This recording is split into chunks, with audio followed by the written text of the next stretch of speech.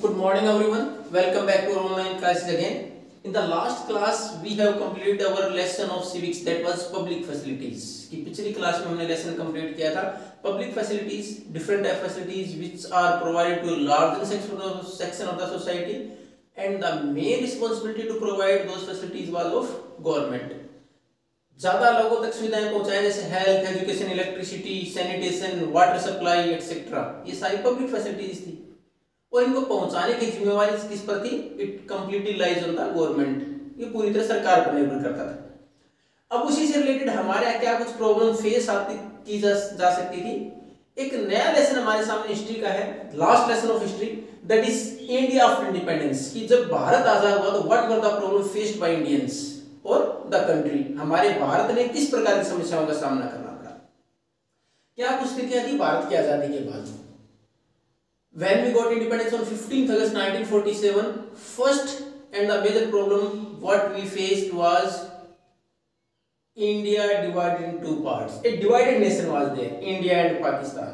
एक तो जो पूरा भारत था वो पूरा भारत हमें नहीं मिला, उसके दो हिस्से हो गए, भारत और पाकिस्तान।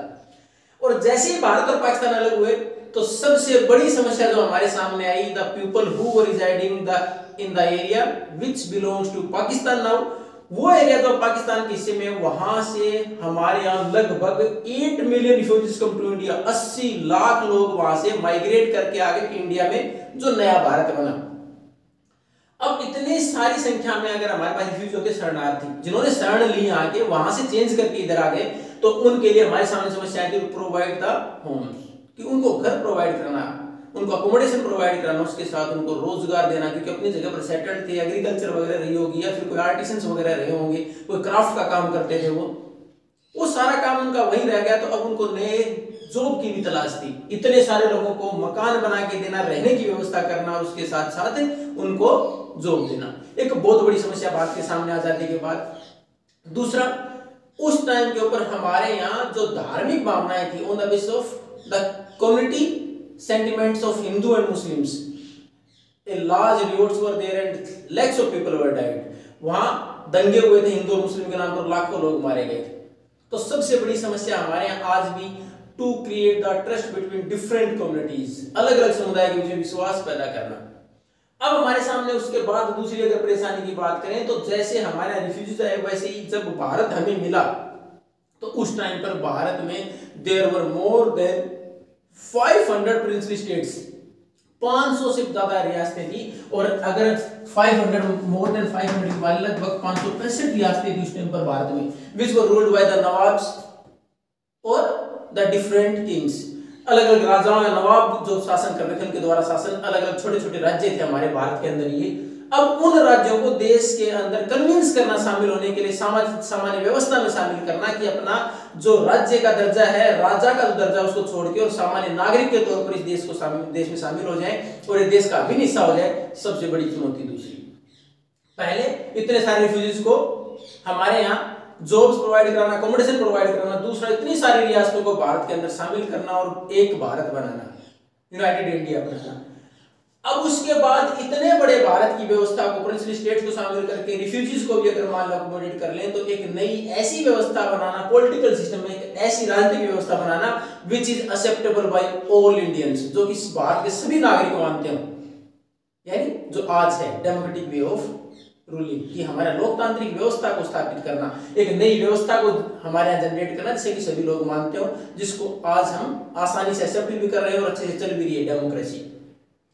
अब उस टाइम के ऊपर अगर भारत की पॉपुलेशन की बात करें तो इट वाज अराउंड 35 करोड़, लगभग 35 करोड़ की आबादी थी जब हम आजाद हुए। तो भारत में इतने सारे लोगों को अकोमोडेट करना, और उसमें भी डाइवर्सिटीज बहुत सारी थी। डाइवर्सिटीज कौन सी थी? On the basis of high and low caste, जातियों की हमारे विभिन्नताएं, then after different communities on the basis of religion, majority Hindus and other communities which are following other faiths, जिनका और कुछ धर्म मानते थे, वो डाइवर्सिटी धर्म के नाम पर। देन आफ्टर लैंग्वेजेस, लैंग्वेज के नाम पर, on the basis of food habits, खाने के नाम पर, on the basis of costumes, इतनी सारी डाइवर्सिटीज भारत में आप आज भी देखते हैं। अलग अलग स्टेट्स की अलग अलग हमारे यहाँ लोकल, हमारे पास अलग अलग ट्रेडिशंस, कल्चर्स हैं। तो उसके आधार पर इतनी सारी डाइवर्सिटी, उन डाइवर्सिटीज को इकट्ठा करना एक बहुत बड़ी चुनौती थी भारत के सामने। अब उसके साथ साथ हमारे सामने जो एक और टास्क था वो था कि हम उस टाइम पर we were in the abject poverty, बहुत ज्यादा गरीबी की स्थिति में था भारत, कोई ज्यादा अच्छी स्थिति नहीं थी भारत की। उस टाइम पर ज्यादातर हमारी इकोनॉमी किस पर डिपेंड थी? एग्रीकल्चर इकोनॉमी थी।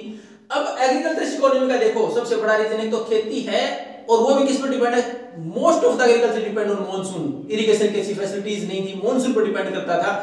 अब खेती आधारित अर्थव्यवस्था, उसके ऊपर बाकी जो हमारे क्राफ्ट पर्सन हैं, बाकी जो हमारे यहाँ रोजगार करने वाले लोग हैं, चाहे वो मैसन्स हैं, चाहे कारपेंटर्स हैं, तो ये सारे जो भी हमारे यहाँ मेटल वर्कर्स रहे हो, कोई भी रहा हो, तो सारे किस पर डिपेंड थे? इनके ऊपर डिपेंड थे, एग्रीकल्चर पर डिपेंड थे।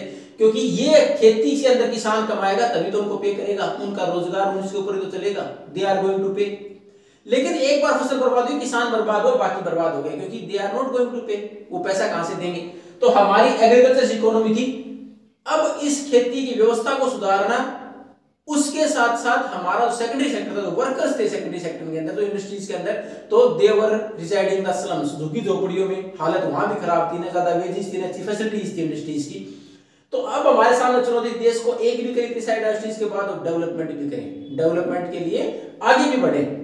सबसे बड़ी चुनौती इतनी सारी विभिन्नताओं को साथ लेके चलना, इतनी सारी विभिन्नताओं को अकोमोडेट करना, कहीं ना कहीं otherwise they will create violence, और वायलेंस क्रिएट होगा, डिस्ट्रेस क्रिएट, अगर अविश्वास बना रहा तो we are not able to develop, तो हम डेवलपमेंट नहीं कर पाएंगे। तो जब भारत आज हुआ, इंडिया आफ्टर इंडिपेंडेंस हम पढ़ रहे हैं, भारत आजादी के बाद, तो ये कुछ समस्याएं थी भारत के सामने कि हमारे यहाँ किस प्रकार देश की एकता और अखंडता को बनाए रखा जाए। Then after we are supposed to develop and to compete in the world, और compete in the world market, किस प्रकार विश्व बाजार में अपने आप को स्थापित करें, कंपटीशन करें, ये हमारे सामने एक बहुत बड़ी चुनौती थी आजादी के बाद। Remaining conditions after independence we are going to continue in the next class. Thank you and have a nice day.